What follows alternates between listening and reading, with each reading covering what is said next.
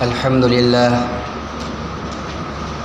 لله نحمده ونستعينه ونستغفره ونؤمن به ونتوكل عليه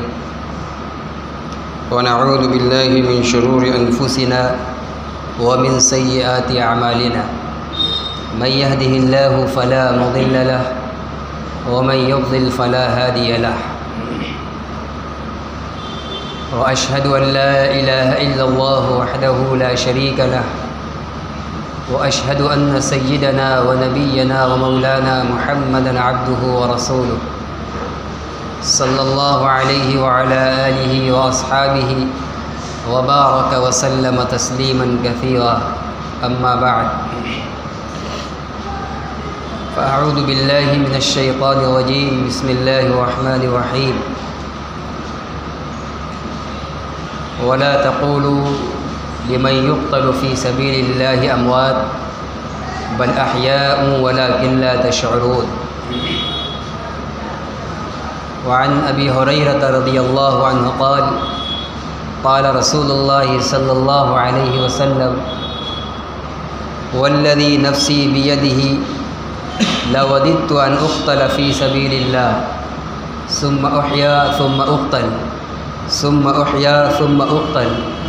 ثم أحيا ثم أقتل أو كما قال عليه الصلاة والسلام۔ حضرات گرامی، محترم بزرگوں اور دوستوں اور عزیز نوجوان ساتھیوں،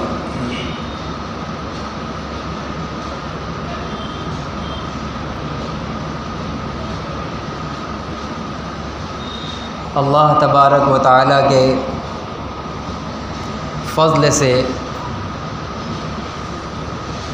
ہم نے اپنی زندگی کا ایک اسلامی ہجری سال عنقریب مکمل کیا اور نئے اسلامی سال اور اس کے پہلے نہایت ہی محترم اور باعزت مہینہ محرم الحرام کے اندر داخل ہوئے۔ نبی کریم صلی اللہ علیہ وسلم جو دین و شریعت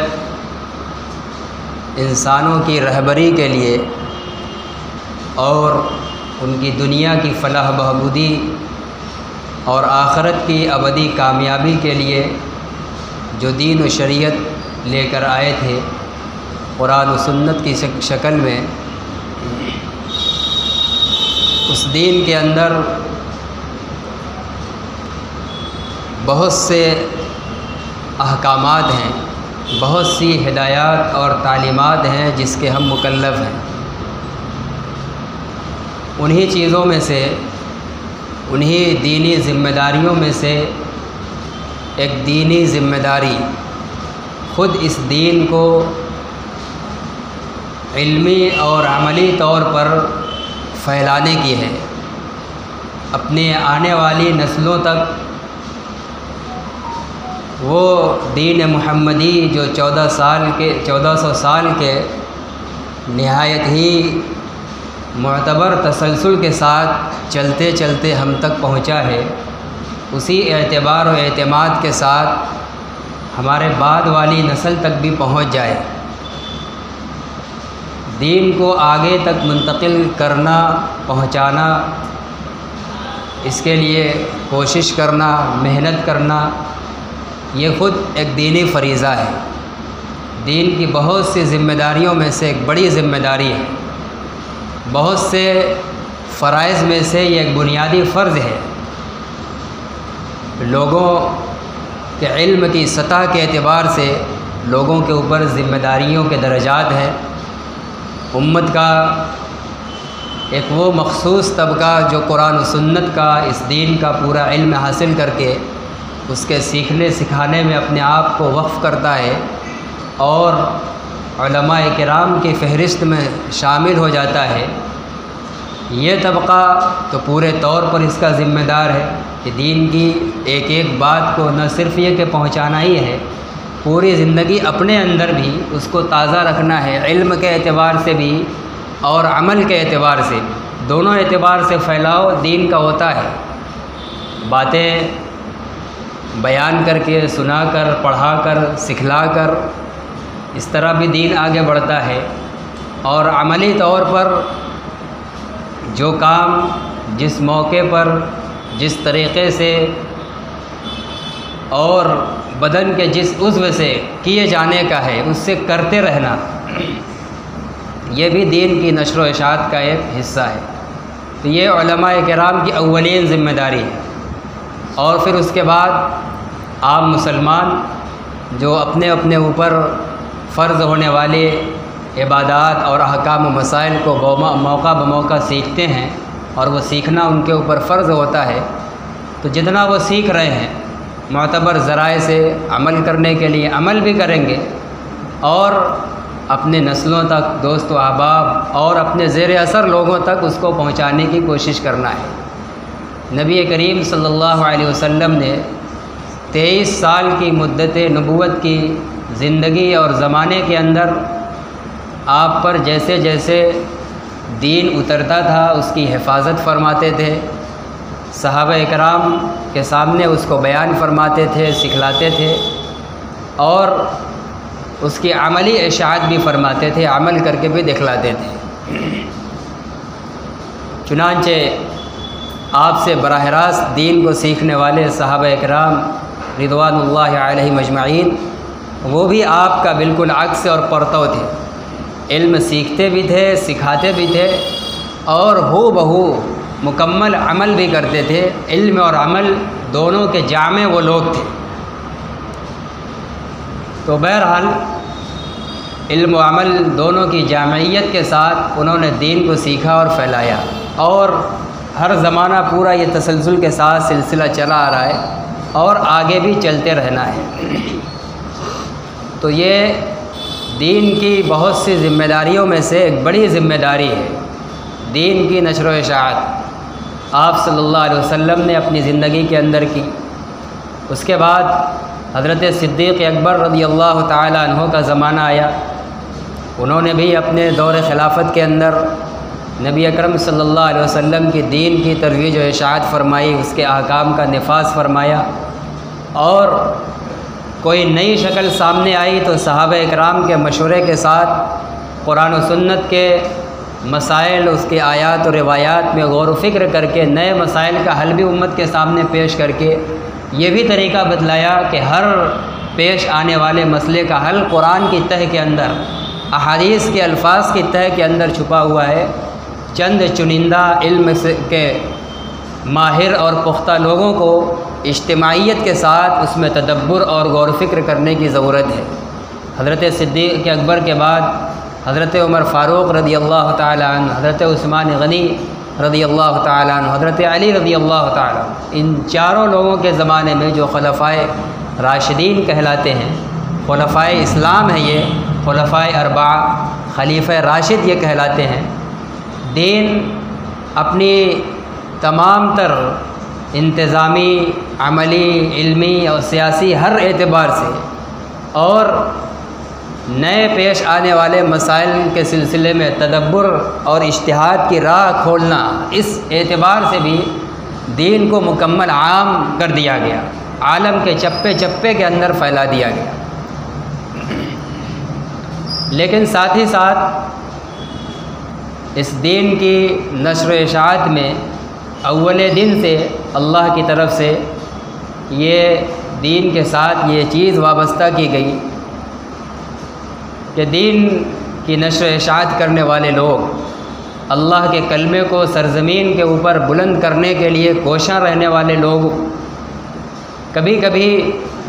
ان کو اپنی جان کا نذرانہ بھی دینا پڑا ہے۔ چنانچہ کہا جاتا ہے کہ اسلام کی جو ہریالی ہے، اسلامی دین کا یہ جو سبزہ ہے، اس کی تہ کے اندر اس کے ماننے والوں کا، اسلامی حمیت و غیرت رکھنے والوں کا کہ خون کی سیرابی ہے۔ ہر زمانے کے اندر پہلے دن سے خود آپ صلی اللہ علیہ وسلم بھی اگرچہ زخم سے اور تیر و تلوار سے آپ کو شہید نہیں کیا جا سکا، قتل نہیں کیے جا سکے، لیکن مختلف موقعوں پر پتھر برسا کر، مار کر، پیٹ کر، گھسیٹ کر، لہو لہان آپ کو بھی کیا گیا ہے۔ صحابہ کرام کو کیا گیا ہے، اور ہر زمانے میں دنیا کے کسی نہ کسی کونے میں اسلام کے نام پر اور اسلام کے تحفظ کے آڑ میں مسلمان کا خون بہتا رہتا ہے، اور یہ خون کا بہاؤ نہ صرف یہ کہ اس انسان کی آخرت میں کامیابی کی ضمانت ہوتا ہے، بلکہ دنیا میں اللہ نے اسلام کے چمن کی آبیاری کا یہی ایک نظام بنایا ہے۔ ہم اور آپ دیکھتے ہیں کوئی باغ بغیچہ پھول پھلواری لگاتے ہیں، کسان مختلف فصلوں کی کھیتیاں کرتے ہیں،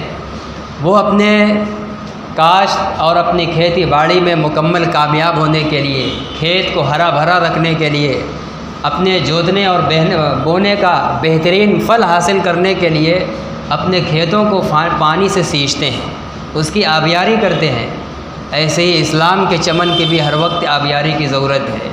مسلمان اپنی بھاگ دوڑ سے، اپنے خون پسینے سے ہمیشہ اس کو سینچتا رہا ہے، اور اللہ کی رضا کے لیے کرتا ہے، اللہ کی خوشنودی کے لیے کرتا ہے، کہ صرف عمل سے کیے جانے والے احکام، چند مخصوص ارکان و اعمال کو بجا لانا مسلمان صرف اپنی دینی ذمہ داری پورا کر کے بری ہو جانے کے لیے اس کو کافی نہیں سمجھتا ہے، بلکہ وہی آگے تک منتقل کرنا، آگے تک پھیلانا، تاکہ ہمارے بعد بھی ہماری نسلوں میں اور اس سرزمین پر اللہ کے دین کا بول بالا رہے۔ مسلمان اپنی بساط کے مطابق، اپنی صلاحیت اور قوت اور حیثیت کے مطابق عملی جد و جہد بھی کرتا ہے، خون بھی بہانا پڑتا ہے، پسینہ بھی بہانا پڑتا ہے۔ جیسا جب موقع آتا ہے، ہر آدمی اپنی ایمانی سطح اور ایمانی غیرت و حمیت کے مطابق اپنی قربانیاں پیش کرتا ہے۔ دین کے لیے پہلے دن سے قربانی پیش کی گئی، اور قربانی دین کے لیے پیش کرنے والوں کو اسلام میں خاص نام دے دیا گیا۔ وہ مقتول نہیں کہلائے جاتے، ان کو یہ نہیں کہا جاتا وہ قتل کر دیے گئے، اردو میں ہم لوگ بول دیتے عام طور سے، لیکن ان کا ایک اصطلاحی انتہائی متبرک نام ہے، وہ شہید کہلاتے ہیں، اور اللہ کے کلمے کے لیے انہیں اپنی گردن کٹا دینا، اپنی جان گنوا دینا اور خون بہانے کا جو عمل پیش کرنا پڑتا ہے، اس عمل کو شہادت کہا جاتا ہے۔ اسلام میں جیسے نماز کے فضائل و ثواب ہیں، انعامات ہیں، زکوٰۃ کے، حج کے، روزے کے، مختلف اعمال و ارکان کے فضیلتیں ہیں، اس کے ثواب ہیں، اور آخرت میں اونچے اونچے اس کے منازل اور درجات کے وعدے ہیں مختلف اعمال پر، ایسے ہی شہادت بھی اسلام کا ایک عظیم انعام کا سبب ہے، اور آخرت میں اونچے مراتب حاصل کرنے کا ذریعہ اور سبب ہے۔ صحابہ کرام سے ہی یہ سلسلہ شروع ہو گیا۔ مختلف لوگوں نے، بے شمار صحابہ کرام رضی اللہ عنہم اجمعین نے اپنے دور کے اندر بہتوں نے خود نبی اکرم صلی اللہ علیہ وسلم کی حیات میں،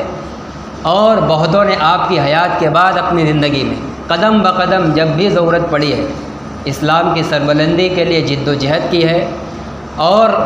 اپنی جان کو نچھاور کرنے کی نوبت آئی ہے تو وہ بھی کیا ہے، اس لیے کہ اللہ کا کلمہ بلند رہے، اور اگر اس سربلندی کے نتیجے میں ہماری جان چلی بھی جاتی ہے تو کوئی افسوس نہیں ہے، جان تو جانا ہی ہے، چاہے بستر پر آئے، چاہے میدان کارزار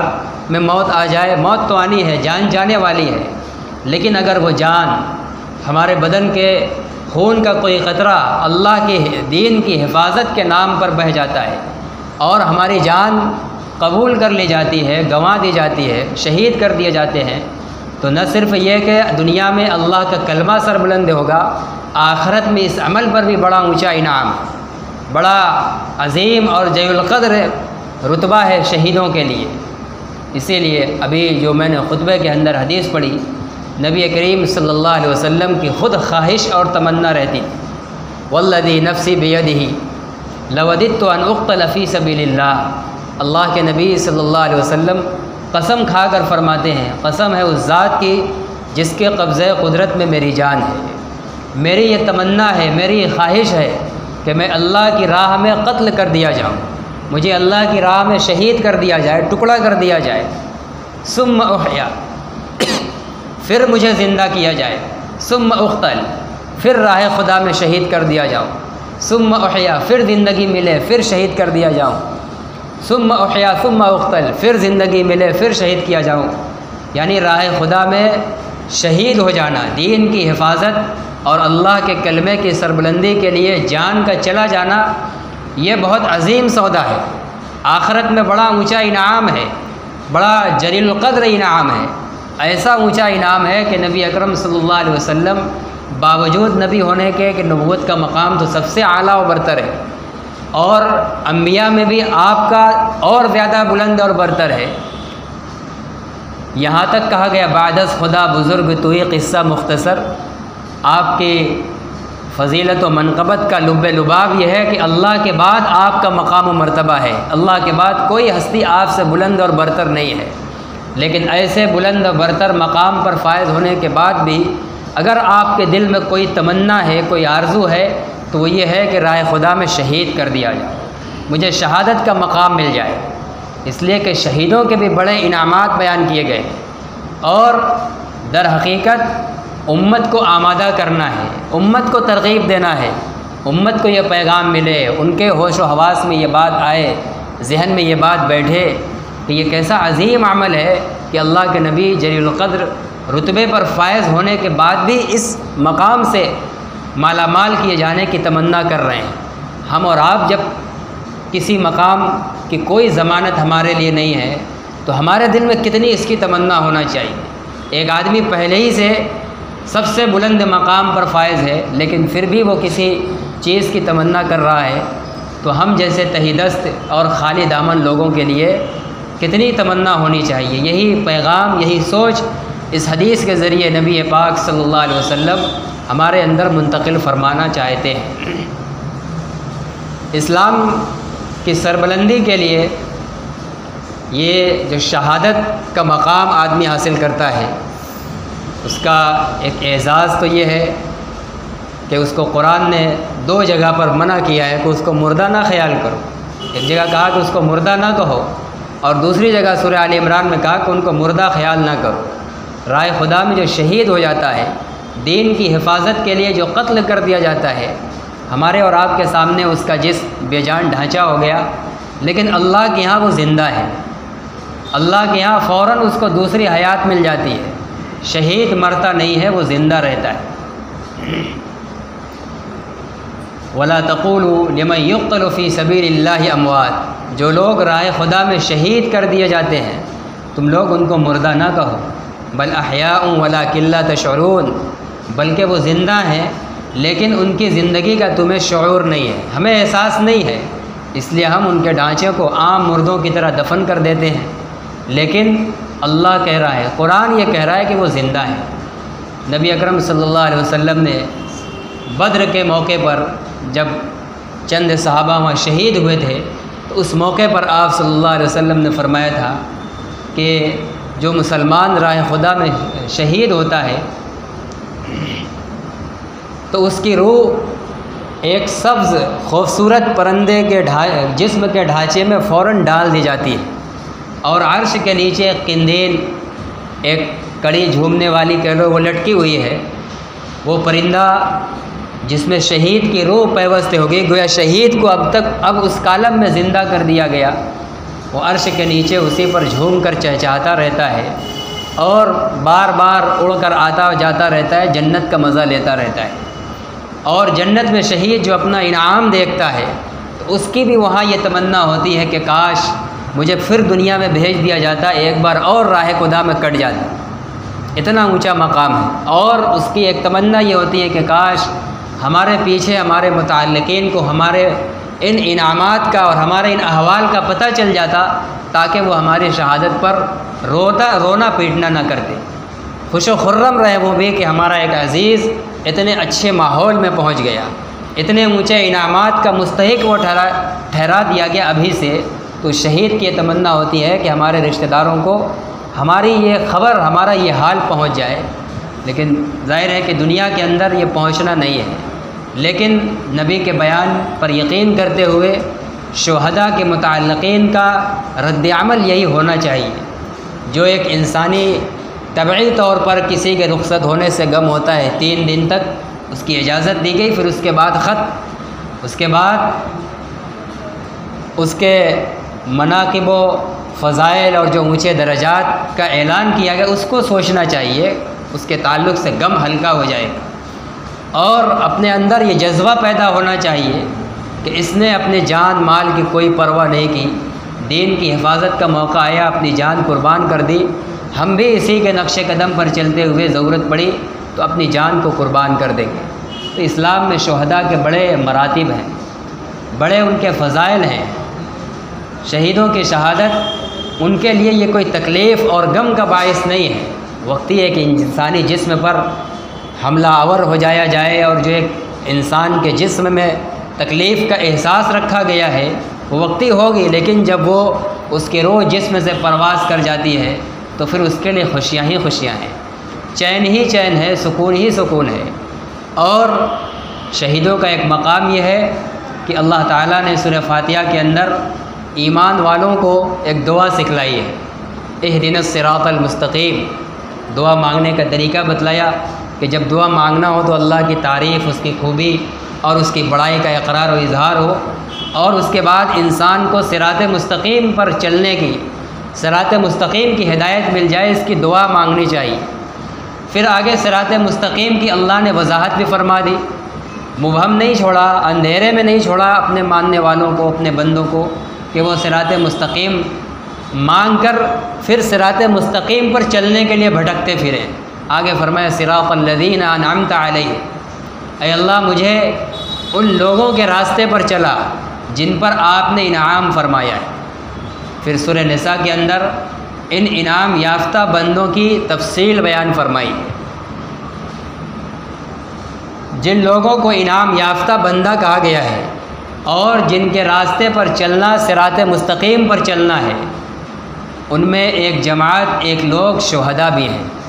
تو یہ شہیدی کا، شہادت کا یہ مقام ہے کہ دین کی سربلندی کے لیے، دین کی حفاظت کے لیے کسی کی جان گئی ہے تو وہ اللہ کا انعام یافتہ بندہ ہے، ان خوش نصیب بندوں میں سے ہے کہ باقی زندہ لوگوں کے لیے جس کے راستے پر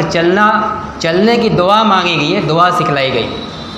فَأُولَٰئِكَ الَّذِينَ أَنْعَمَ اللَّهُ عَلَيْهِم مِّنَ النَّبِيِّينَ وَالصِّدِّيقِينَ وَالشُّهَدَاءِ وَالصَّالِحِينَ۔ اللہ کے منعم اور انعام یافتہ بندے، اللہ کی طرف سے انعام پائے ہوئے بندے کون ہیں؟ جن کے راستے پر ہمیں چلنا ہے، ان میں سر فہرست انبیاء کرام ہیں، من النبیین والصدیقین، صدیق نہایت سچے لوگ، تمام کے تمام صحابہ کرام صدیق تھے، سب کے سب صدیق تھے۔ حضرت ابو بکر صدیق اس صداقت اور صدیقیت میں سب سے زیادہ نمایاں تھے، اس لیے ان کا لقب ہی صدیق پڑ گیا تھا، لیکن من حیث الجماعت مجموعی اعتبار سے تمام صحابہ یہ صدیق تھے۔ تو انبیاء کرام کے بعد اللہ کے انعام یافتہ بندہ صحابہ کرام ہیں، اور پھر صحابہ کرام میں بھی جو مخصوص لوگ ہیں جن کو شہادت کا مقام ملا، آگے والشہداء، اور کون لوگ ہیں اللہ کے انعام یافتہ بندے؟ شہید لوگ، جنہوں نے راہ خدا میں اپنی جان قربان کر دی، اب چاہے وہ صحابہ کرام ہوں اور بعد کے اگر لوگ بھی دین کی حفاظت کے لیے سنت اور شریعت کے راستے پر رہتے ہوئے اپنی جان کو انہوں نے گنوائی ہے، تو بھی انعام یافتہ بندے ہیں۔ ان کا راستہ قابل اتباع ہے، ان کا راستہ چلنے کا راستہ ہے، ان کا راستہ جنت تک پہنچانے کا راستہ ہے۔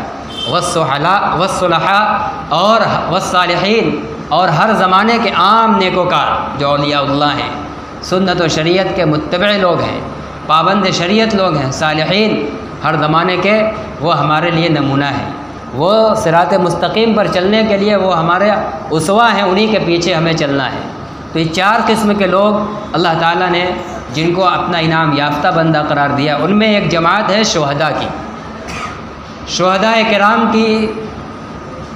اسلام کے اندر ایک طویل فہرست ہے، خود صحابہ کرام کی ایک طویل قربانیاں ہیں، چند دنوں کے اندر جس کا تذکرہ اجمالی طور پر بھی ممکن نہیں ہے۔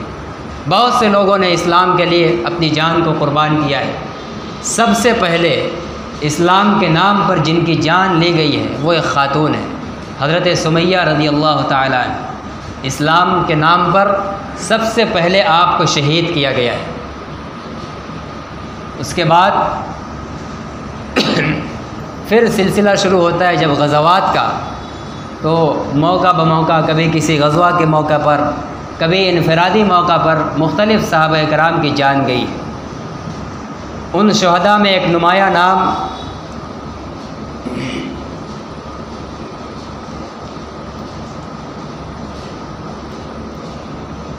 آپ صلی اللہ علیہ وسلم کے محترم چچا حضرت حمزہ رضی اللہ تعالیٰ عنہ، غزوہ احد کے اندر نہایت ہی دردناک طریقے سے آپ کو شہید کیا گیا۔ آپ کے ناک کان وغیرہ کاٹ کاٹ کر الگ کیے گئے، کلیجہ آپ کا چبانے کی کوشش کی گئی، یعنی پارٹ پارٹ الگ کر ٹکڑے ٹکڑے کر دیا گیا تھا۔ نہایت دردناک شہادت۔ ایسا آپ صلی اللہ علیہ وسلم پر ان کا اثر تھا کہ آپ کے شہید کرنے والے حضرت وحشی جب بعد میں اسلام قبول کرتے ہیں، الاسلام یہدم ما کان قبل، ایک عام ضابطہ ہے کہ اسلام میں داخل ہونے کے بعد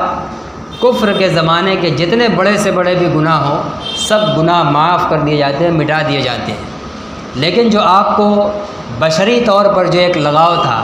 آپ کی طبیعت میں جو کچھ بشری تقاضے تھے، آپ صلی اللہ علیہ وسلم کو بار بار اپنے چچا کی شہادت کا وہ منظر یاد آ جاتا تھا۔ حضرت وحشی کو منع کر دیا تھا کہ آپ ہمارے سامنے نہ آیا کرو۔ ناراضگی کی وجہ سے نہیں تھا، بہت سے لوگ آج بھی حضرت وحشی پر تبصرہ کرتے ہیں، لعن طعن کرتے ہیں۔ لعن طعن کے مستحق وہ تھے زمانے کفر کے اندر، جب اسلام لا دیا تو ان کا معاملہ ختم، سارے گناہ مٹا دیے گئے۔ لیکن یہ ایک بشری تعلق ہوتا ہے کہ بسا اوقات کے بہت بڑا حادثے کا جو ذمہ دار ہو دیکھ کر یاد آ جاتا ہے۔ اس کا یہ مطلب نہیں ہوتا کہ ہم نے ابھی اس کو معاف نہیں کیا ہے، دل میں اس کی طرف سے بغض ہے، یاد آ جاتا ہے۔ اس سے چونکہ ایک واقعہ جڑا ہوا تھا اس لیے یاد تازہ ہو جاتی ہے، لیکن جب اس نے اسلام قبول کر لیا ہے، اللہ کا اعلان ہے کہ اسلام لانے کے بعد سارے گناہ معاف ہو جاتے ہیں، تو ہمارا یہ عقیدہ ہے کہ حضرت وحشی کے بھی تمام گناہ معاف کر دیے جاتے ہیں۔ اور بعد میں انہوں نے کفارے کے طور پر وقت کے ایک جھوٹے نبوت کے دعوے دار مسلمہ کذاب کو خود اپنے ہاتھوں سے قتل کیا، تاکہ اس جرم کی ظاہری دنیا کے اندر کچھ تلافی کا ایک سامان ہو جائے۔ تو حضرت حمزہ رضی اللہ تعالیٰ ایسی دردناک شہادت کہ آپ صلی اللہ علیہ وسلم کو کہنا پڑا سید الشہداء امی حمزہ، تمام شہداء کے سردار میرے چچا حضرت حمزہ رضی اللہ تعالیٰ عنہ۔ اور بھی مختلف غزوات میں مختلف لوگ شہید ہوئے گئے، بے شمار لوگ، یہاں تک کہ نمایاں اسلامی شخصیات میں حضرت عثمان غنی رضی اللہ تعالیٰ تیسرے خلیفہ راشد 18 ذی الحجہ کو آپ کو شہید کیا گیا۔ کچھ انتظامی اور سیاسی معاملات میں آپ کے زمانے کے اندر کچھ میں گوئیاں پیدا ہو گئی تھی، کچھ ہنگامہ آرائی سا ہو گیا تھا، ہلچل سی مچ گئی تھی جس کے اوپر کچھ غلط فہمیاں پھیل گئی تھی، اور وہ زمانہ آج کے زمانے کی طرح نہیں تھا کہ دنیا میں مشرق میں بیٹھا ہوا آدمی بھی مغرب میں بیٹھے ہوئے آدمی سے بھی جڑا ہوا ہے۔ اگر دوسرے کسی ملک سے بیٹھا ہوا آدمی یہاں بیٹھے ہوئے کسی انسان کے بارے میں غلط فہمی پھیلاتا ہے تو اس ملک تک یہاں سے غلط فہمی کے ازالے کا سامان بھیجنا فوراً ممکن ہے، لیکن وہ زمانہ ایسا نہیں تھا۔ خطوط ہاتھ کے ذریعے پیدل اور سواریوں سے بھیجے جاتے تھے، مہینوں اور 15 دن 10 دن جیسی مسافت و وقت لگتا تھا۔ غلط فہمی اگر پھیلی، اب اس کے ازالے کی کوشش کی گئی، وہ خط ازالے کا پیغام مہینے بھر پہنچتے پہنچتے غلط فہمی اور زور پکڑ چکی ہوتی تھی، اس لیے وہ ازالے اور صفائی ستھرائی کے پیغامات کوئی کام نہیں کرتے تھے۔ حضرت عثمان رضی اللہ تعالیٰ عنہ کے دور میں بھی یہی سب طرح کی غلط فہمیاں پھیلتی گئیں، بڑھتی گئی، یہاں تک کہ 18 ذی الحجہ کو آپ کو خود آپ کے گھر کے اندر محبوس کر کے شہید کر دیا گیا۔ اسلام کی المناک اور دردناک شہادت، جس کے تفصیل اور پس منظر کو پڑھ کر ایک ایمان والے اور ان شخصیات سے محبت رکھنے والے کے رونگٹے کھڑے ہو جاتے ہیں، بدن تھرا جاتا ہے۔ ایسی شہادتوں میں حضرت عثمان رضی اللہ تعالیٰ عنہ کی شہادت بھی 40 دن تک آپ کا محاصرہ باغیوں نے اور آپ کے مخالفین نے کر رکھا تھا، اور بالکل آپ کے قتل کے در پہ تھے، کچھ سننے کے لیے تیار نہیں تھے۔ اس میں جو فاسد لوگ تھے، عبداللہ ابن سبا آپ نے نام سنا ہوگا، جو یہودی تھا اور مسلمان بن کر منافق کی شکل میں ہمارے بیچ گھسا ہوا تھا، اصل فتنہ پرور اور امت میں تمام طرح کے غلط فہمیوں کا ذمہ دار وہی شخص تھا۔ بہت سی غلط فہمیاں پھیلائے گی اور لوگ باغی ہو گئے، مخالف ہو گئے، جس میں مصر کے لوگ زیادہ تھے، مدینہ کے لوگ جو آپ سے قریب تھے، صحابہ کرام تھے، صحابہ کی اولادیں تھیں، آپ کے اقرار، آپ کے عہد و پیمان پر اعتماد کر کے سب مطمئن تھے، لیکن ان لوگوں نے محاصرہ کر لیا۔ حضرت علی رضی اللہ تعالیٰ عنہ نے اور حضرت زبیر ابن العوام رضی اللہ تعالیٰ عنہ، ان لوگوں نے اپنے اپنے صاحبزادگان کو ان کے دروازے پر پہرے دار بنا کر کھڑا کر دیا کہ کہیں بلوائی گھس کر حملہ نہ کر دے اور خلیفہ رسول کو نقصان نہ پہنچا دے۔ لیکن بہرحال تمام شہداء کی شہادت بھی مقدر ہے، اور یہ ہر مومن کی آرزو اور تمنا ہے، اور کیوں نہ ہو کہ جب خود نبی کی تمنا اور آرزو تھی، اس لیے وہ کوئی ان کے لیے نقص کی بات نہیں ہے، کوئی عیب کی بات نہیں ہے، بلکہ ان کے لیے کمال کی بات ہے۔ اس شہادت کے ذریعے ان کو دوسرا بہت سا اونچا مقام مل جاتا ہے۔ حضرت عثمان رضی اللہ تعالیٰ عنہ کو مکان کے پیچھے سے حملہ کر کے گھس کر کے شہید کر دیا گیا، اور آپ کی شہادت کا یہ امتیاز ہے کہ تمام شہداء کی شہادت کے خون کے قطرات ان کی ذات کے ساتھ دفن کر دیے گئے، مٹ گئے، لیکن حضرت عثمان رضی اللہ تعالیٰ عنہ کی شہادت، آپ کا قرآن کا وہ نسخہ جس میں آپ تلاوت فرما رہے تھے، وہ نسخہ آپ کے راہ خدا میں بہے ہوئے خون کے قطرات کو آج تک دنیا میں لے کر اپنے اندر محفوظ کیے ہوئے، یہ ان کا ایک امتیاز ہے۔ تو یہ بھی بڑی دردناک شہادت ہے۔ 40 دن تک وہ کنواں جس کو آپ نے اپنے پیسے سے خرید کر مدینہ کے مسلمانوں کے لیے وقف کیا تھا، اس زمانے میں مدینہ میں اس کنویں کے علاوہ کوئی اور کنواں ایسا نہیں تھا جس کا پانی پینے کے لائق ہو، سب کھارا اور نمکین تھا، وہی ایک میٹھا کنواں تھا، لیکن 40 دن تک آپ کو محصور رکھا گیا۔ اس کنویں سے آپ کے لیے پانی لے جانے نہیں دیا گیا۔ بڑی مشکل سے بعض مرتبہ حضرت حسن اور حسین رضی اللہ تعالیٰ عنہما کی کوشش سے پہنچتے تھے، لیکن اکثر بلوائیوں کے حملے کے شکار ہو کر رہ ہی جاتے تھے۔ تو 40 دن تک آپ محاصرے کے اندر رہے، مسجد نبوی کے اندر جمعہ اور جماعت کے لیے شریک نہیں ہوتے تھے، قید تھے، گھر ہی کے اندر سارا عمل ہوتا تھا۔ بالآخر 18 ذی الحجہ کو شہید کر دیے گئے۔ مسلمانوں کے لیے یہ واقعات پڑھ کر محبت کے نتیجے یقیناً طبیعت افسردہ ہوتی ہے اور پژمردگی ہوتی ہے اور طبیعت کے اندر مرجھاؤ آتا ہے، لیکن ہمیں اپنی کیفیت اس غم کی طرح نہیں بنانا ہے جو کسی کے انتقال پر ہوتی ہے اور 2-3 دن تک رہتی ہے، اس لیے کہ وہ غم تو کسی کے انتقال پر، فوت ہونے پر صرف 3 دن تک ہے، اس لیے ہمیں وہ میت والا غم نہیں ہوتا ہے، لیکن ایک محبت کا جو تعلق ہے، اور جو مظلومانہ شہادت ہوئی ہے اس منظر کو جب پڑھا جاتا ہے تو ہر درد مند دل رکھنے والا انسان بھی لرز جائے گا، اس کے بھی آنکھیں اشک بار ہو جائیں گی۔ یہ ایک فطری چیز ہے، اس کو افسوس اور پژمردگی کا اظہار کہا جائے گا، اس کو غم کا نام نہیں دیا جاتا۔ اسی طریقے سے حضرت عمر رضی اللہ تعالیٰ حضرت عثمان کی شہادت سے پہلے آپ کو بھی ذی الحجہ کے مہینے کے اندر شہید کرنے کی کوشش کی گئی۔ 27 ذی الحجہ کو آپ کو زخمی کیا گیا اور مسلسل 2-3 دن تک آپ کے اوپر غشی اور بے ہوشی طاری رہی، بے تحاشا خون بہا، لیکن ان کے حالات میں لکھا ہے کہ اس حالات میں جب بھی ان کو ہوش آتا تھا تو نماز پوچھتے تھے، اور عجیب اتفاق تھا کہ نماز کے وقت ہوش و حواس آ ہی جاتا تھا، اس حالت میں بھی آپ نماز کی پابندی فرماتے تھے۔ بالآخر محرم کی 1 تاریخ کو آپ بھی دنیا کو چھوڑ کر چلے ہو جاتے ہیں، شہید ہو جاتے ہیں۔ تو یہ بھی ہمارے دوسرے خلیفہ راشد، ان کو بھی شہید کیا گیا۔ حضرت علی رضی اللہ تعالیٰ 20 رمضان کو انہیں بھی شہید کیا گیا، انہوں بھی شہادت کا مقام پایا ہے۔ اس کے علاوہ اور بھی بے شمار لوگ ہیں شہداء اسلام، صحابہ کرام، جنہوں نے اسلام کے لیے اپنی گردن کو کٹایا ہے، اپنی جان کو قربان کیا ہے۔ انہیں شہادت میں ایک نمایاں نام جو بڑے امتیاز کے ساتھ ہم لوگوں نے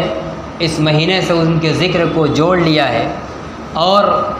عجیب نظام اور ماحول بن گیا ہے کہ جب مہینہ شروع ہوتا ہے محرم کا تو صرف اسی شہادت کی طرف ذہن جاتا ہے، حالانکہ ہمارے لیے جتنے بھی شہداء اسلام ہیں سب سے ہمارا عقیدت اور محبت کا تعلق ہے۔ سب کی شہادت کے واقعات پڑھ کر افسوس اور پژمردگی اور رونگٹوں کا تھرا جانا والی کیفیت سب پر ہوتی ہے ہم ایمان والوں کو۔ ہمارا حال یہ ہے کہ ہم ان میں سے کسی کے درمیان تفریق نہیں کرتے۔ تمام صحابہ کرام، ان میں وہ جنہوں نے بستر پہ وفات پائی ہو، ان میں وہ جنہوں نے میدان کارزار میں شہادت پائی ہو، سب کے ساتھ ہمارا عقیدت اور محبت کا تعلق ہے۔ اور ان تمام مراتب اور فضائل کے بعد جو صحابہ کرام کی فضیلت و مرتبہ کی ترتیب ہے، اس ترتیب کے بھی ہم قائل ہیں کہ علی الاطلاق انبیاء کرام کے بعد سب سے افضل، عام صحابہ میں بھی اور شہداء صحابہ میں بھی، حضرت صدیق اکبر رضی اللہ تعالیٰ عنہ سب سے افضل ہے۔ حضرت عمر رضی اللہ تعالیٰ عنہ صدیق اکبر کے بعد سب سے افضل ہیں۔ حضرت عثمان ان دونوں کے بعد سب سے افضل ہیں، اور پھر ان تینوں کے بعد حضرت علی رضی اللہ عنہ سب سے افضل ہے۔ اگر بالفرض یہ چاروں حضرات خلفاء نہ بنتے تب بھی امت میں بالترتیب یہی چاروں سب سے افضل ہوتے۔ ان کی فضیلت، ان کی منقبت ان کے بالترتیب خلیفہ بننے سے نہیں ہے۔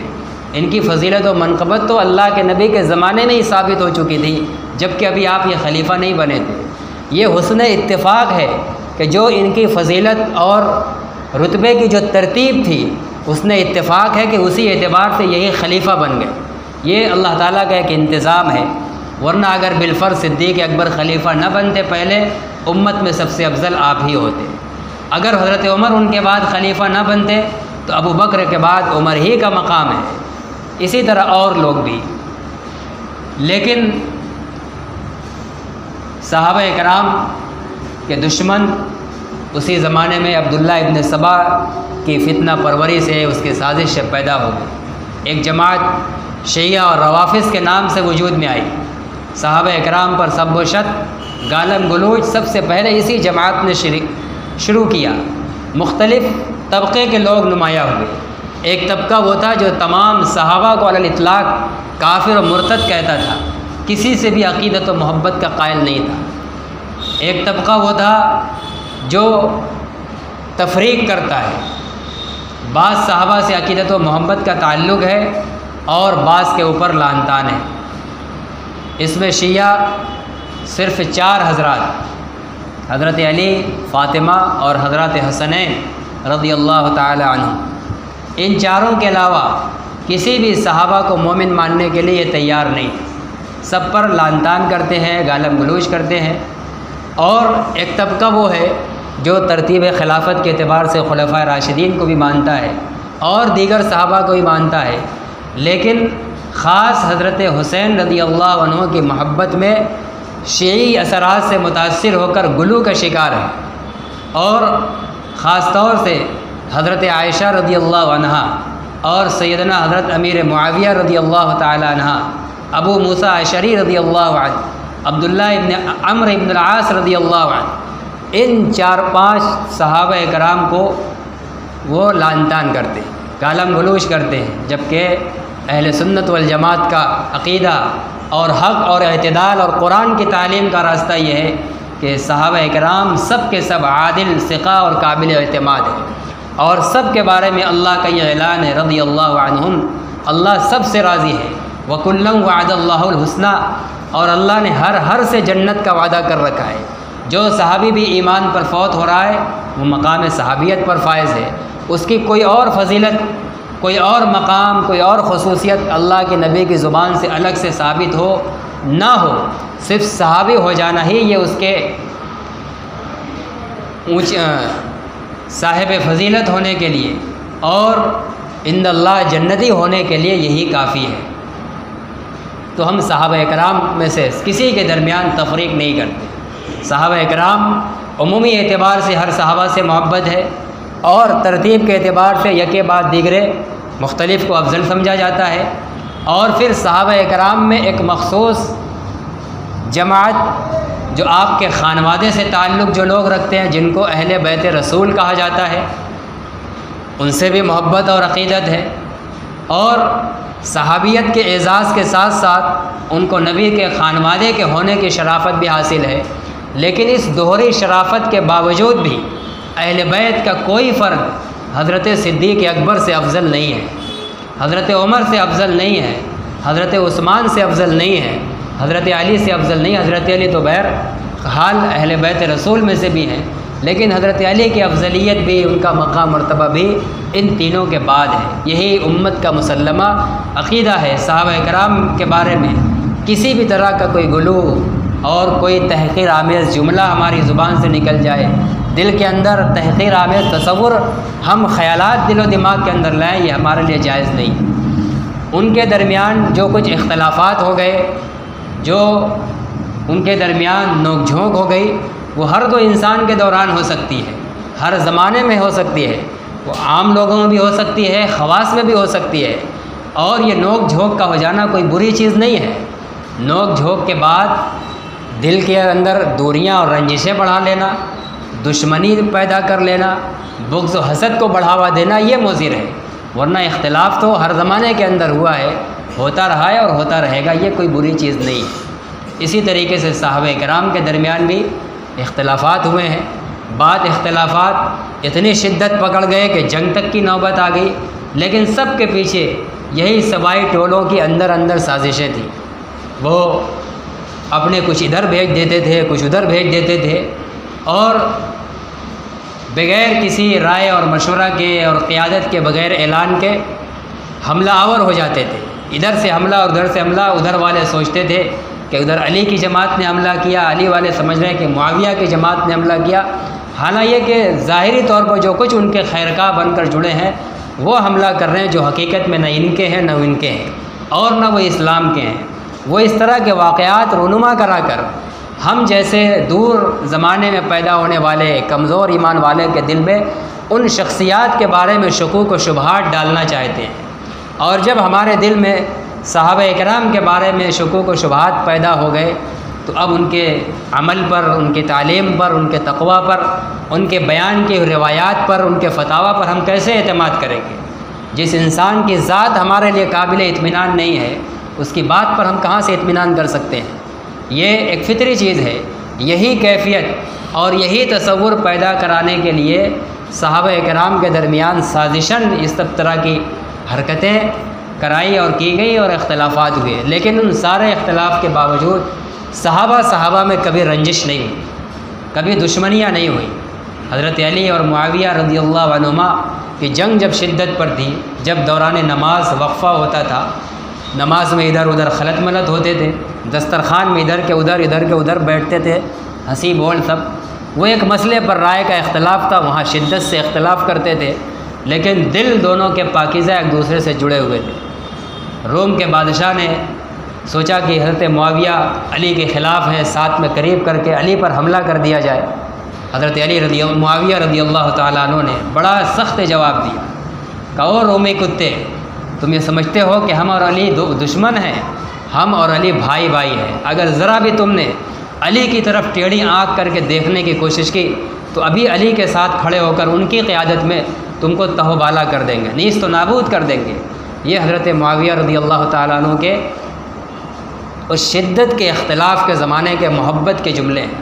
حضرت علی رضی اللہ تعالیٰ عنہ سے پوچھا گیا، وہ بھی یہ کہتے تھے کہ قتلایا و قتلا معاویہ فی الجنہ، اس جنگ میں ہمارے جو ساتھی قتل کر دیے جائیں،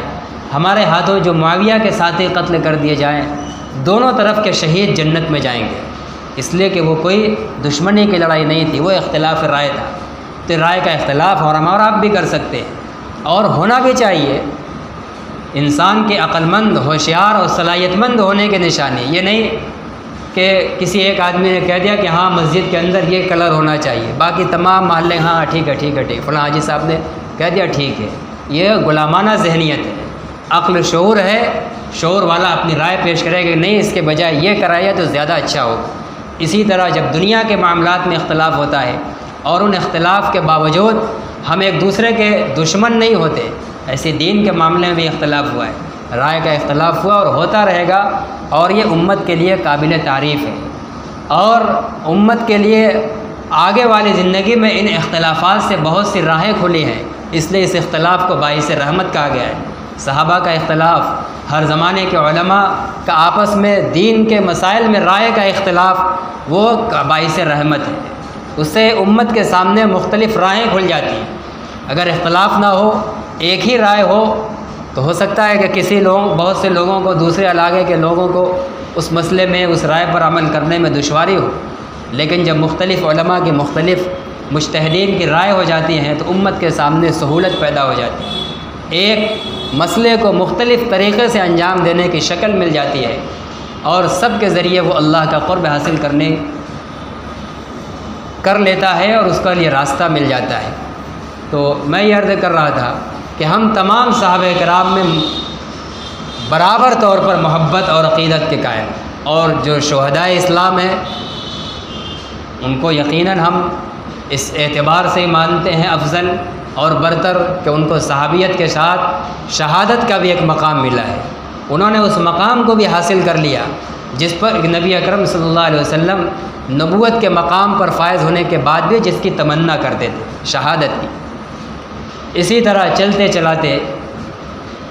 آپ کے نواسے سیدنا حضرت حسین رضی اللہ تعالیٰ، ان کی بھی شہادت یقیناً ایک دردناک شہادت کا واقعہ ہے،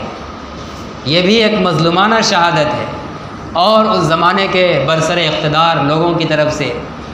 اور باغی اور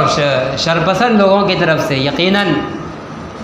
آل رسول کے اوپر ظلم کیا گیا، بہت ظلم کیا گیا، اور رسول سے محبت ہونے کے ناطے تکلیف کا احساس ابھی بھی ہوتا ہے، لیکن کسی آل رسول کی شہادت اور اس کے گزرنے کا اپنے عزیز کے فوراً مرنے کی طرح وہ جو 3 دن والا غم ہوتا ہے وہ ہم نہیں کریں گے۔ اسلام نے پابندی لگائی ہے، ہم اسلام کے پابندی کے پابند ہیں، ہم کسی کے ساتھ عقیدت، محبت یا غمی اور افسوس کے اظہار میں آزاد نہیں ہیں۔ جیسے ہماری نماز ایک عمل ہے، شریعت کی پاسداری کے ساتھ نماز ادا کرتے ہیں، ایسے ہی مسلمان کی خوشی بھی ایک عمل ہے، غمی بھی ایک عمل ہے، یہ بھی ہم شریعت کے آئینے اور شریعت کے دائرے میں کریں گے، ہم اپنی منمانی طور پر نہیں کریں گے۔ لیکن میں یہ کہہ رہا تھا کہ حضرت حسین رضی اللہ تعالیٰ عنہ کی شہادت جب یہ مہینہ آتا ہے تو ادھر ہی توجہ جاتی ہے۔ حضرت عثمان رضی اللہ تعالیٰ عنہ کی شہادت آپ کی زندگی ہمیں یاد نہیں آتی۔ اسی مہینے کی پہلی تاریخ حضرت عمر رضی اللہ تعالیٰ عنہ، جو اسلامی تاریخ کا بڑا نمایاں نام ہے، آج دنیا کو جو دنیا چلانے کا، ملکوں کے چلانے کا جو سسٹم اور نظام ملا ہے، پولیس تھانے کا نظام، ڈاک خانے کا نظام، اور بارڈر دو ملکوں کے بیچ میں جو بارڈر اور اس کے انتظامات کا سسٹم، ڈاک کا سسٹم، اور ملکوں کی مردم شماری کا سسٹم، یہ جو آج ہم کو ملا ہوا ہے اور دنیا کی حکومتیں چلا رہی ہیں، یہ حضرت عمر رضی اللہ عنہ سے پہلے دنیا میں دستور نہیں تھا۔ یہ سیاسی انتظام اور ملکوں کو بہترین طریقے سے چلانا اور حاکم وقت کے پاس اپنی تمام رعایا کی لسٹ اور فہرست کا ہونا، یہ حضرت عمر کی دین ہے، جو دنیا آج حکومت کرنے کا ڈھنگ سیکھ گئی، لیکن ہم ان کو بھولے ہوئے ہیں، ان کو یاد نہیں کر رہے ہیں، جبکہ ہماری انتہائی محترم ترین شخصیات میں حضرت صدیق اکبر کے بعد علی الاطلاق پوری امت میں سب سے افضل ہے، یاد نہیں کرتے۔ 20 رمضان کو حضرت علی کی شہادت ہمیں یاد نہیں آتی، 20 رمضان کو ہم یا عید کی تیاریوں میں مست رہتے ہیں، کیوں اس وقت یاد نہیں آتا کہ 20 کو حضرت علی کی شہادت ہوئی ہے، لہٰذا ہم کسی سال عید پر خوشی نہیں منائیں گے، عید پر نئے جوڑے نہیں پہنیں گے کہ ابھی 10 ہی 11 دن تو ہو رہا ہے، غم بھول نہیں رہا ہے، جیسے پہلے ہوتا تھا۔ آج ہمارے معاشرے میں ختم ہو گیا، جب خاندان میں کوئی مرتا تھا تو 40 دن تک کوئی نیا کپڑا نہیں پہنتا تھا، اگر اس اندر عید بھی پڑتی تھی تو عید پرانے کپڑوں میں کی جاتی تھی، حالانکہ وہ ایک جاہلانہ دستور تھا جو الحمدللہ ختم ہو گیا۔ اگر سیدنا حسین رضی اللہ تعالیٰ عنہ کی محبت بزعم شیعہ واقعی غم کی چیز ہے اور غم اور افسوس کے اظہار کی چیز ہے، تو کیا وجہ ہے کہ ان کے باپ کی شہادت غم کی چیز نہیں ہے؟ اور اسلام کے جلیل ترین خلیفہ راشد حضرت عمر رضی اللہ تعالیٰ عنہ کی شہادت غم کی چیز کیوں نہیں ہے؟ تو یہ سب ایک واہیات باتیں ہیں، بیکار کی باتیں ہیں۔ ایک باطل نظریہ گڑھ کر بہت سے باطل چیزوں کو اسی واقعے پر بنیاد بنا کر اپنے مذہب چلایا جا رہا ہے، اپنا ایک نیا دین چلایا جا رہا ہے، جس کا دین اور اسلام سے حضرت محمد رسول اللہ صلی اللہ علیہ وسلم کے دین سے کوئی واسطہ نہیں۔ سیدنا حسین رضی اللہ تعالیٰ لمبا واقعہ ہے، اور اس واقعے کے اندر خاص طور سے اسلامی تاریخ کے اندر اتنا خرد برد ہوا ہے اور اتنی آمیزش اور ملاوٹ ہوئی ہے کہ حقیقت یہ ہے کہ دودھ کی طرح اور آئینے کی طرح صاف ستھرا اس واقعے کا پس منظر بہت یقین کے ساتھ کوئی نہیں کہہ سکتا اور کوئی بیان نہیں کر سکتا۔ اس قدر شیعہ حضرات نے اس کو مسموم کرنے کی اور بگاڑنے کی کوشش کی ہے، اس قدر گڑھا گیا ہے۔ ملا علی قاری رحمۃ اللہ علیہ فرماتے ہیں، نبی اکرم صلی اللہ علیہ وسلم کے جانے کے بعد ایک دور شروع ہوا تھا کہ جھوٹی حدیثیں گڑھ گڑھ کر آپ کے حوالے سے بیان کی جاتی تھی۔ عبداللہ ابن عباس رضی اللہ عنہما کے زمانے کے اندر وہ لوگ رک گئے تھے، عام حالات میں وہ حدیثیں بیان نہیں کرتے تھے کہ یہ گڑھنے والے لوگ یہ اپنی طرف سے گڑھ گڑھ کے جھوٹی نسبت کر کے جھوٹی حدیثیں بیان کر رہے ہیں۔ تو بہرحال حدیث کی حفاظت کا ایک نظام قائم کیا گیا، حدیث رسول محفوظ ہو گئی۔ تو سب سے زیادہ جن لوگوں نے حدیث کو گڑھا ہے وہ شیعہ حضرات نے گڑھا ہے، اس لیے کہ ان کے مذہب میں جھوٹ بولنا ایک عبادت ہے، جتنا جھوٹ بولیں گے اتنی نیکی بڑھے گی، اور جتنا بڑا جھوٹ بولیں گے اتنا بڑا ان کے مذہب کے مطابق اجر و ثواب کا کام ہوگا۔ اور سب سے بڑا جھوٹ یہ ہے کہ اللہ پر جھوٹ باندھا جائے، ان اعظم الفریۃ کہا گیا، سب سے بڑا بہتان اور سب سے بڑا گناہ یہ ہے کہ آدمی اللہ پر جھوٹی نسبت کرے اور اس کے بعد رسول اللہ پر جھوٹی۔ ایک بات آپ نے فرمائی نہیں، ہم کریں کہ اللہ کے نبی نے فرمایا ہے، آپ کی طرف جھوٹی نسبت کرنا یہ سب سے بڑا جھوٹ ہے۔ تو جتنا بڑا جھوٹ بولیں گے اتنا بڑا اجر و ثواب ملے گا، زیادہ فضیلت ہوگی۔ اس لیے ان حضرات نے حدیث رسول کو بہت گڑھا ہے اور اہل بیت سے غلو آمیز محبت کا اظہار کیا ہے اور عملی طور پر ان کی تعلیم کے خلاف کام کیا ہے۔ یہ حضرات حضرت ابوبکر صدیق اور دیگر صحابہ اور خلفائے راشدین کے انتہائی محبت کرنے والے لوگ تھے، چاہے علی ہوں، چاہے حضرت حسنین ہوں، چاہے حضرت فاطمہ ہوں اور حسنین کی اولادیں ہوں، سب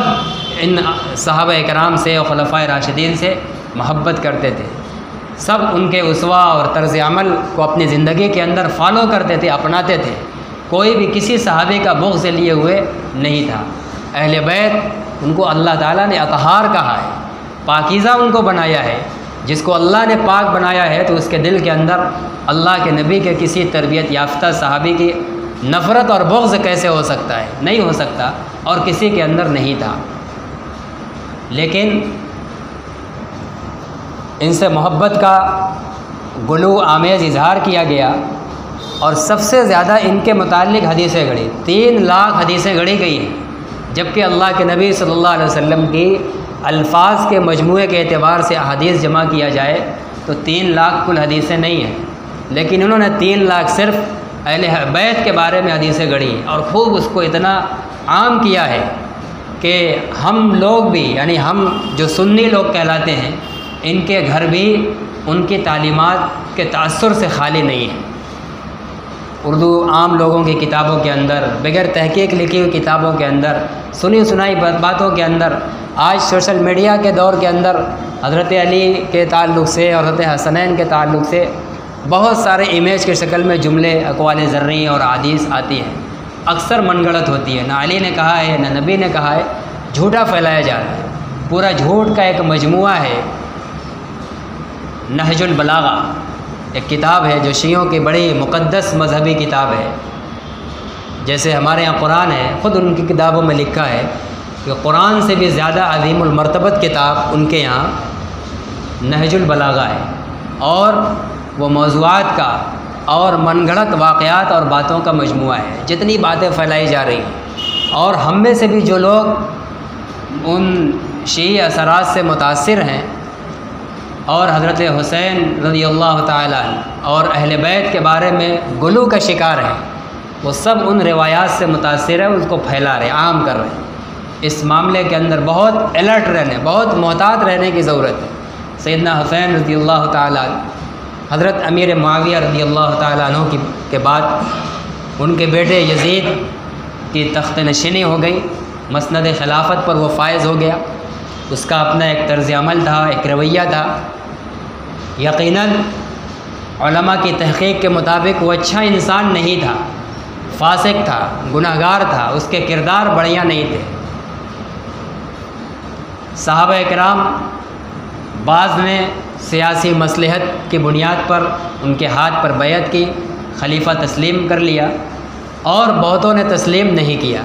نہ تسلیم کرنے والوں میں حضرت حسین رضی اللہ تعالیٰ عنہ، اور مختلف موقع پر بات چیت، گفت و شنید، خط و کتابت ہوتی رہی، یہاں تک کہ آپ نے کوفہ والوں کی دعوت پر کوفہ جانے کا فیصلہ کر لیا۔ راستے میں موقع بموقع عبداللہ ابن عمر رضی اللہ عنہما خاص طور پر روکتے رہے، لیکن ان کا تو ایک عظیم مقام شہادت مقدر تھا۔ وہ حقیقت میں اللہ کے تقدیری نظام کے مطابق وہ اسی طرف چل رہے تھے۔ پہنچے میدان کربلا کے اندر، پہنچ گئے، قیام ہوا، اور صلح و مصالحات کی بات بھی چلی، اس کی کوشش کرنے کی پہل کی گئی،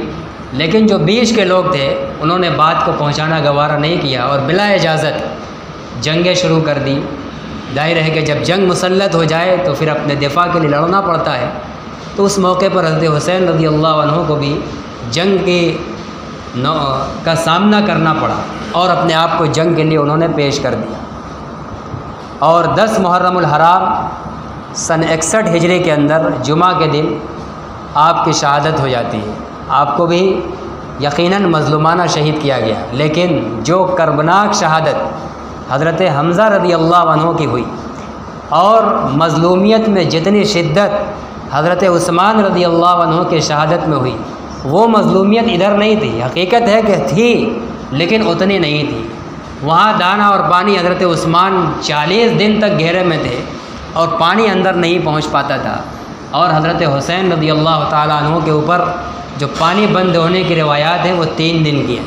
حالانکہ اس پر بھی علماء کو کلام ہے، واقعات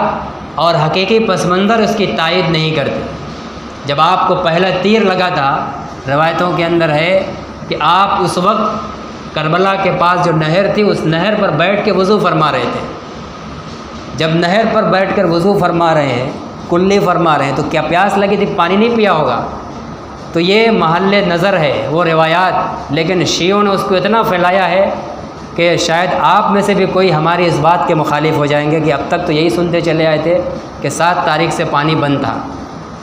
یقیناً کوشش کی گئی تھی، اور یہ بھی واقعات میں ملتا ہے، معتبر روایات کے اندر۔ حضرت حسین رضی اللہ عنہ جب میدان جنگ کے لیے نکلے ہیں تو اس سے پہلے آپ نے نماز ادا فرمائی ہے، اور نماز اپنے خیمے کے اندر ادا فرمائی ہے غسل کرنے کے بعد۔ اتنا پانی تھا کہ غسل کیا جا سکتا ہے، کہاں سے پانی بند ہوگا؟ لیکن بہرحال آل رسول تھے، رسول اللہ صلی اللہ علیہ وسلم کے انتہائی لاڈلے نوازے تھے، نور نظر تھے۔ آپ کی کوئی اولاد نہیں تھی بچوں میں جس سے آپ بے پناہ محبت کریں گے۔ پوری ایک باپ کی محبت، صرف ایک نانا کی محبت نہیں تھی، ایک باپ کی محبت آپ نے اپنے دونوں نواسوں کو دی تھی۔ بہت چہیتے اور محبوب تھے، اور ہم سب کے بھی محبوب اور چہیتے ہونا ضروری ہے، اس لیے کہ اللہ کے نبی نے اللہ سے دعا فرمائی کہ اللہ جو میرے ان دونوں نواسوں سے محبت رکھے، آپ بھی ان سے محبت رکھیے، اور جو ان سے بغض رکھے، آپ بھی ان سے بغض رکھیے۔ اللہ کے محبوب ہونے اور اللہ کے ہاں مبغوض ہونے کا گویا یہ دونوں شخصیات معیار اور پیمانہ ہیں، لیکن محبوبیت کا مطلب یہ نہیں ہے کہ ان کے واقعات میں ہم غلو کے شکار ہو جائیں۔ یقیناً ان کے ساتھ دھوکہ ہوا، دھوکے سے ان کو کوفہ بلایا گیا، اچانک گھیرے میں لے لیا گیا۔ ان کے ساتھ 72 افراد پر مشتمل پورا ان کا خانوادہ تھا، سب کے سب سوائے ایک حضرت علی زین العابدین رحمۃ اللہ علیہ، ان کو چھوڑ کر سب کو شہید کر دیا گیا، عورتوں کے ساتھ بھی نازیبا سلوک کیا گیا، ان کی بے پردگیاں کی گئیں خانواد رسول کی عورتوں کو۔ یہ سب بہت تکلیف دہ عمل ہے جو وقت کے حکمراں ذمہ دار ہیں، دنیا پوری انسانی تاریخ قیامت تک اس کو معاف نہیں کر سکتی۔ لیکن ہمیں اس میں کسی گلو کا شکار نہیں ہونا ہے۔ ہمارا نظریہ یہ ہے کہ آپ کا مد مقابل یزید ایک غلط انسان تھا، حکمرانی اس کی ظالم حکمرانی تھی، اور عدل و انصاف اس کے حکمرانی کے اندر نہیں تھا، اور بہت سی کمیاں اور خرابیاں تھیں۔ لیکن اس کے اب مر جانے کے بعد ہمارا عقیدہ یہ ہے اور اسلامی قانون یہ ہے کہ مرے ہوئے آدمی سے انسان اور مسلمان اپنی زبان بند رکھتا ہے۔ مرے ہوئے کا معاملہ اللہ کے سپرد ہو جاتا ہے، معاملہ تفویض کا ہے کہ مردہ کے حال اور احوال کو اللہ کے حوالے کرو۔ اللہ تعالیٰ غفور الرحیم ہے، وہ بڑے سے بڑے فرعون کو معاف کر سکتا ہے، کوئی اعتراض نہیں کر سکتا،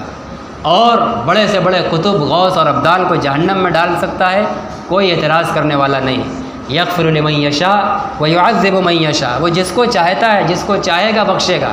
یہ نہیں کہ جو نمازیں ڈھیر لے کر جائے گا وہی بخشا جائے گا، جو شراب کی بوتلیں چڑھا چڑھا کر گیا ہوگا بخشا نہیں جائے گا، نہیں، اس کی مشیت پر موقوف ہے، ہمارے اعمال پر ہماری مغفرت کا مدار اور بنیاد نہیں ہے۔ ظاہری اعمال ایک وسیلہ ہے، ایک بہانہ ہے، امید غالب کا ایک ذریعہ ہے کہ بخشے جائیں گے، لیکن 100% وہ گارنٹی اور ضمانت نہیں ہے۔ یزید بھی یقیناً فاسق تھا، اور فاسق تو ہم میں سے آج معاشرہ مسلم کا جائزہ لیا جائے اکثریت فاسق ملے گی۔ فسق کس کو کہتے ہیں؟ کسی گناہ کبیرہ کا ارتکاب کرنا۔ آج دن آ گیا شیعت سے متاثر لوگ جگہ جگہ بیٹھ کر یزید پر تبصرہ، لعن تھا، ایسا تھا ویسا تھا، اسی پر گویا کہ کوئی نیکی کا کام۔ نماز چھوٹ رہی ہے، نماز چھوڑنے والا فاسق، ایک مشت سے کم داڑھی مڈانے والا یا کاٹنے والا فاسق، وعدہ خلافی کرنے والا، وعدہ خلافی گناہ کبیرہ ہے، فاسق، اور بھی جتنے بھی گناہ کبیرہ ہیں فاسق۔ شراب پینا فسق ہے، زنا کرنا فسق ہے، غیر محرم پر نگاہ ڈالنا فسق ہے۔ یہ سب میں آج ہمارے سماج، ہم خود اپنا جائزہ لیں کہ کیا ہم اپنی زندگی میں کسی کبیرہ گناہ میں مبتلا نہیں ہیں؟ تو کیا ہم فاسق نہیں ہیں؟ ہم بھی تو فاسق ہیں، ایسے ہی وہ بھی ایک فاسق تھا۔ اس کا مزید ایک جرم یہ تھا کہ اس نے آل رسول کے ساتھ ظلم کیا، لیکن مرنے کے بعد اس کا معاملہ اللہ کے حوالے۔ اہل سنت والجماعت کا امام اعظم ابو حنیفہ رحمۃ اللہ علیہ اور دیگر ائمہ کا متفقہ فتویٰ یہ ہے کہ کسی بھی متعین کافر پر نام لے کر لعنت کی بد دعا کرنا جائز نہیں ہے۔ جو متعین ہیں جن کا کفر پر مرنا یقینی ہے، اور کفر پر مرنا یقینی کیسے پتہ چلتا ہے؟ قرآن سے یا اللہ کے نبی فرما دے۔ اب قرآن میں ابو لہب کا کفر پر مرنا یقینی بتلایا گیا ہے، فرعون کا مرنا یقینی ہے، حامان کا مرنا کفر پر یقینی ہے، ابو جہل کا کفر پر مرنا یقینی ہے، امیہ ابن خلف کا کفر پر مرنا یقینی ہے۔ ان جیسے متعین کافر جن کا کفر پر مرنا قرآن نے یا نبی نے بتلا دیا ہے، ہم ان کو تو کہہ سکتے ہیں کہ ابو جہل پر لعنت ہو، ابو لہب پر لعنت ہو، فرعون پر لعنت ہو۔ باقی اس کے علاوہ دنیا کا کوئی بھی کافر کسی کو نام لے کر لعنت کی بد دعا کرنا یہ جائز نہیں ہے۔ ہم مطلق کہہ سکتے ہیں کہ کافروں پر اللہ کی لعنت ہو، لیکن ہمارے پڑوس میں، ہمارے محلے میں کوئی رام اور لکشمن اور فلاں فلاں نام کا غیر مسلم رہ رہا ہے، تو ہم اس کا نام لے کر کے اس فلاں چندر شیکھر پر جو ہے اللہ کی لعنت ہو نہیں کہہ سکتے، اس لیے کہ ہمیں نہیں معلوم اس کے دل کی کیا کیفیت ہے، وہ مرا ہے تو کس حال پہ مرا ہے۔ ہو سکتا ہے کہ نزا کی حالت سے پہلے اس نے کلمہ پڑھ لیا ہو، لیکن گھر ہندو تھا، گھر والوں نے اپنے مذہب کے مطابق اس کے ساتھ جو مرنے کے بعد کا کام ہوتا ہے جلانے وغیرہ کا وہ کیا۔ اس لیے کسی بھی متعین کافر پر نام لے کر بد دعا کرنا، لعنت کرنا یہ جائز نہیں ہے۔ ایسے ہی کسی بھی گنہگار پر لعنت جب کافر پر نہیں جائز ہے تو عام مسلمان پر، گنہگار پر کیسے ہو سکتا ہے؟ مطلق کہا جا سکتا ہے کافروں پر اللہ کی لعنت ہو، ظالموں پر اللہ کی لعنت ہو، شرابیوں پر اللہ کی لعنت ہو، لیکن ہمارے سامنے ایک شخص سے مثلا زید بیٹھا اور وہ شرابی ہے، ہم اس سے کہیں کہ زید تم پر لعنت ہو، یہ جائز نہیں ہے، نہیں کہہ سکتے، اس لیے کہ اس کے خاتمہ کس حال میں ہوگا ہم کو نہیں پتہ ہے۔ اس لیے جب جو مر گیا اس کا معاملہ اللہ کے سپرد ہے، اللہ جو چاہے گا کرے گا۔ اس لیے ہم اہل سنت والجماعت ہم بہت زیادہ یزید کا تذکرہ نہیں کرتے، اس لیے کہ یزید کے تذکرے سے ہمارے دین و شریعت کا کوئی تعلق نہیں ہے، اور صحابہ کرام سے اور حضرت حسین رضی اللہ عنہ سے،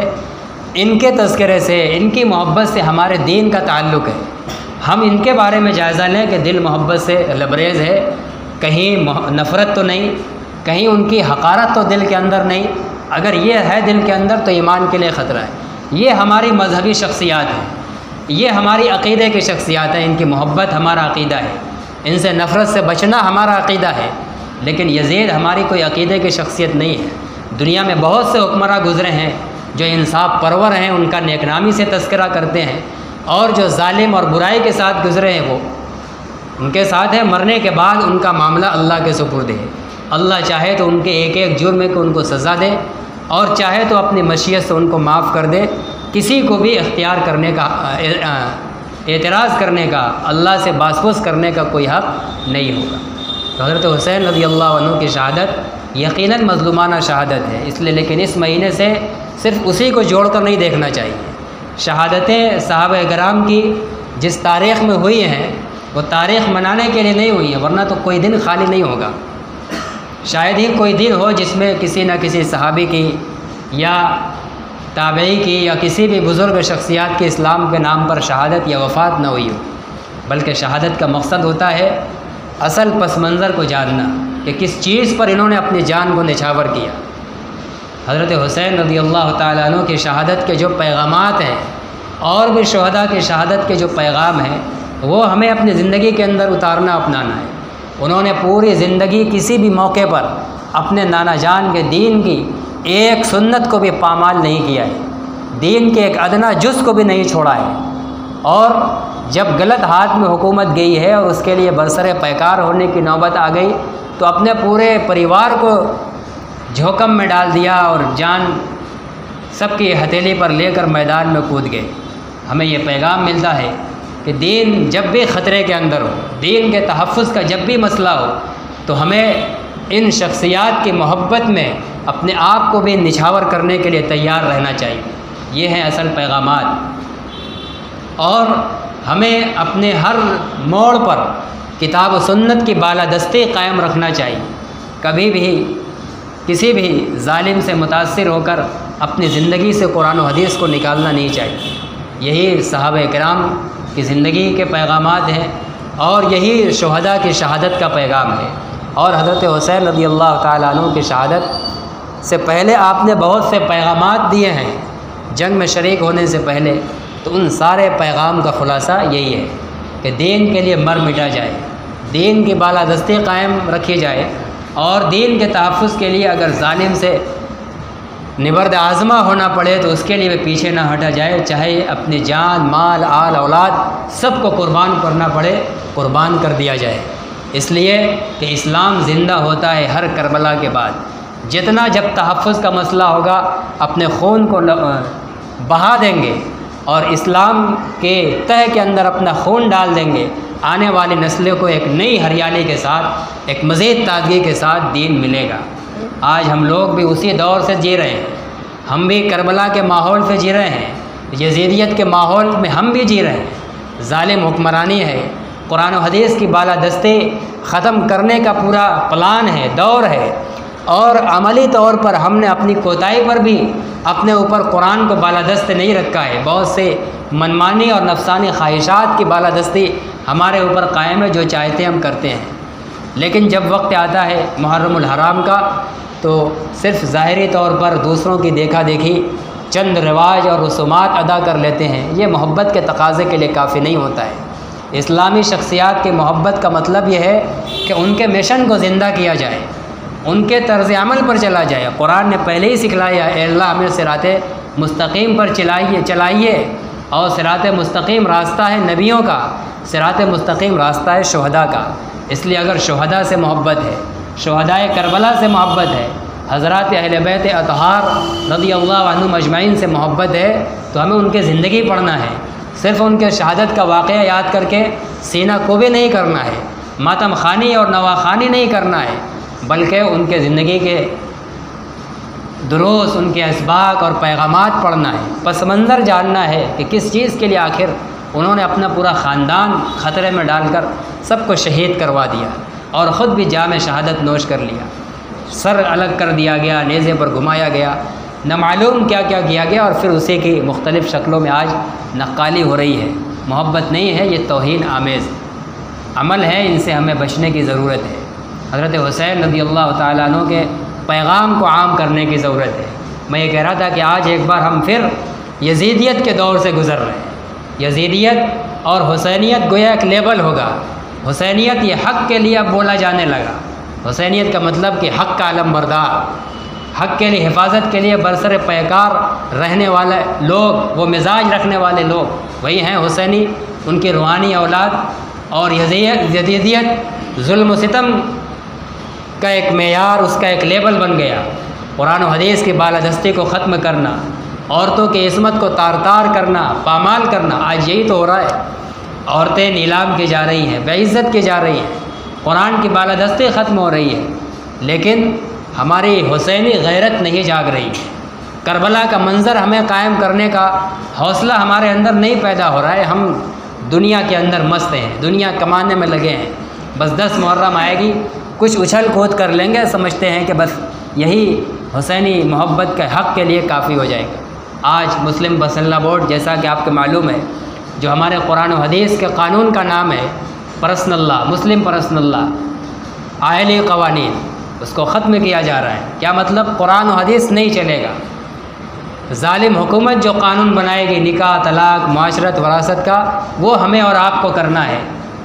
موقع پر ہمارے لیے چیلنج ہے، جس طرح کی قربانی پیش کرنے کا موقع ہے، حسینی للکار، حسینی کردار، غیرت اپنے اندر پیدا کرے، اور دین کے تحفظ کے لیے، اپنے نانا جان کے تحفظ کے لیے انہوں نے اپنی جان گنوا دی، ہم بھی ذرا اپنا وقت گنوا دیں، وقت قربان کر دیں۔ اعلان ہوا ہے 25 تاریخ تک فارم بھرنا ہے کہ آپ کو قرآن و حدیث کا قانون تسلیم ہے یا یونیفارم سول کوڈ جو حکومت بنائے گی وہ تسلیم کرنا ہے۔ رائے مانگی جا رہی ہے، لیکن ہمارا پورا معاشرہ مسلم بے حسی کا شکار ہے۔ محرم کا چاند ہوا، حسینی نام پر شور تماشے کی تیاریاں شروع ہو گئی،